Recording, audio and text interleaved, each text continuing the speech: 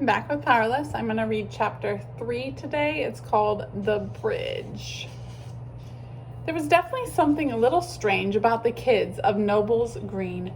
Daniel had seen girls stand up to bullies before, but that was usually because they were armed with the knowledge that the bully couldn't and wouldn't hit a girl.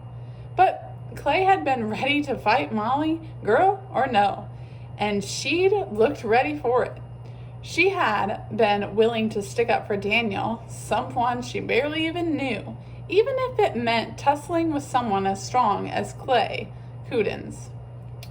Sitting in his new homeroom class on this, his first day at school, Daniel wished he were half as bold as Molly Lee.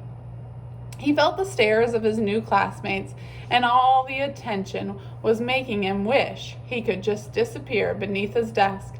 Daniel had never considered himself a brave person to begin with, and he used up what little reserve of courage he had with Clay that morning. He was in full coward mode now. "Hey, Daniel." He turned in his seat and saw Rohan sitting down at the desk next to him. To see a familiar face, even one he'd only met an hour ago, was an immeasurable relief. "Listen, at recess, do you want me to show you around? Keep you from wandering into the elementary schoolers' yard, stuff like that? I feel bad about what happened earlier, and I'd like to prove that this place isn't always like that." "Okay, thanks, I guess." You see, Noble Green is a really small town, and great as it is, it's more of a place that people move away from, not move to. Understand? Kind of. Rohan's face broke out into a silly grin. "You know, you're almost a celebrity." "A lot of good it did me so far. I wouldn't call getting knocked on your butt the celebrity treatment." A couple of girls, a few seats over, looked Daniel's way and started to giggle. Suddenly, he longed to be back at the bus stop, facing Clay and Bud. Getting beaten up, he could handle. But the whole girl thing, it was just too gruesome. "Hey," Daniel said, quietly interrupting Rohan's speech. "On the shortest route to the bathroom, tell me something. Just how strong is Clay?" Rohan shifted in his seat, clearly uncomfortable. "Well, he's pretty strong."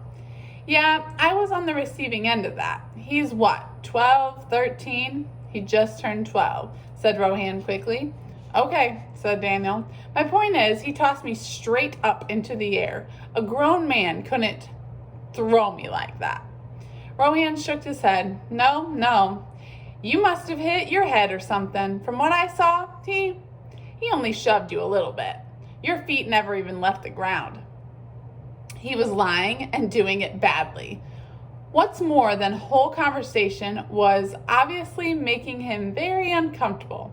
He kept stealing glances over his shoulder, and he had lowered his voice. Daniel was on to something. His detective sense was tingling. "Look, I didn't imagine it. He tossed me around like a sack of potatoes." "It's impossible, Daniel. It's like you said, no one's that strong. No one."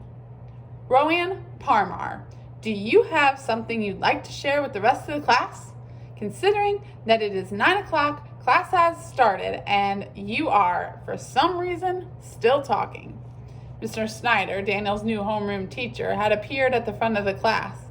Daniel had taken an immediate dislike to him.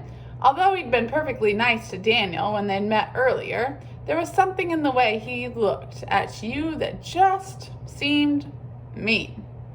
He held his nose a little too high in the air and squinted a little too hard. No, sir, Mr. Snyder. I was just telling Daniel here how to get around."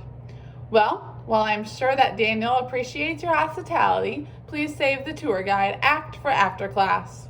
"Yes, sir."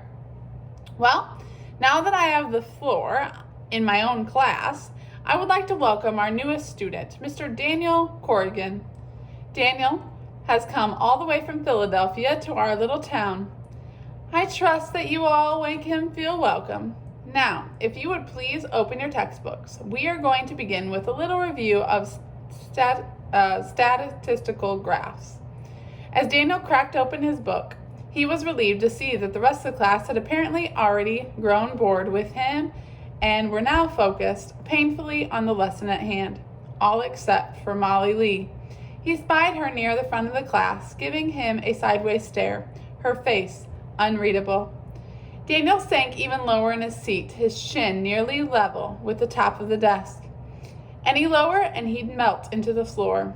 At that moment, the class door flew open and something came through. It was a roughly boy-shaped, but this thing was soaking wet and covered in filth. Its clothes were streaked with mud and smelled like the bottom of a lake, and it was smiling, a big, bright smile. For a moment, no one said anything. "Eric Johnson," Mr. Snyder said. "Finally." "What?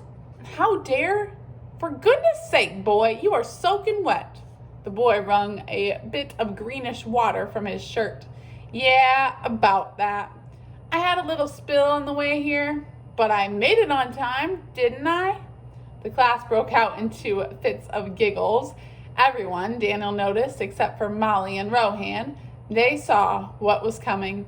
Mr. Snyder's face turned purple with rage. "In fact, Mr. Johnson, you are late, and you will not be let into my class looking like that." "I'm really sorry, Mr. Snyder. I'll go and change into my gym clothes." "And then you will go to the principal's office. You will not come back here." "But, Mr. Snyder, I tried to get here on time. I really did." "And again, you failed. I'd call your mother and have her come pick you up, but that would be a waste of time, wouldn't it?" When Eric answered, it was a little more than a whisper. Any hint of a smile was gone, and his mouth hardened into a solid line. "My mom's at work." "Of course she is." Now Mr. Snyder smiled, but there wasn't any warmth in it. In that one grin, he confirmed all of Daniel's earlier misgivings about him. Mr. Snyder was just another bully. "Now off to the principal's office with you. I don't want to hear another word." Eric turned and headed for the door. Then Daniel saw him mouth something to Molly. It looked as if they were saying, "Tangled leak?" Daniel wished he were better at reading lips. "Now, where were we?" And Mr. Snyder smiled again. "Ah, yes, statistical graphs." The next morning, Daniel played with his cereal as pieces of a puzzle, whirling them around in his brain. But he couldn't fit them anywhere. He looked up only when his father let out one of those low whistles that usually meant that was a doozy. His parents were discussing something in the paper. "It's darn lucky no one got seriously hurt," Graham was saying. "It really is a miracle," said his mother. "Not quite a miracle," said Daniel's father, looking at the paper. "It says here that the police suspect that a couple was actually rescued by a person walking by. The driver of a car had vague memories of being pulled out of the car and lifted from the bottom of the river. Can you believe that?" Graham shook her head. "They should have condemned that thing years ago. I've always said that the Tangle Creek Bridge is nothing but a death trap." Graham kept talking, but Daniel was no longer listening. He was picturing Eric standing there in his dripping clothes and smiling that big, proud smile. A piece of puzzle popped into place. Tangle Creek Bridge. What do you think is happening right now? Why would Eric have anything to do with the Tangle Creek Bridge? That's the end of chapter 3.